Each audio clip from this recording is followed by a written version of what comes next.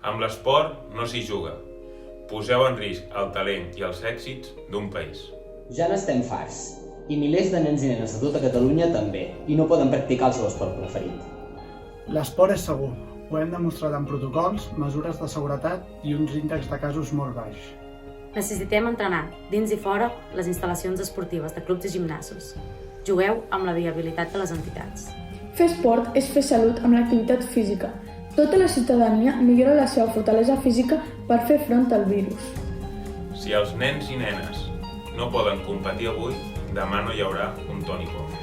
Demà no hi haurà un Pere Marcinyac. Demà no hi haurà un Pol Pla. Demà no hi haurà una Georgina Oliva. Demà no hi haurà més una Termacester.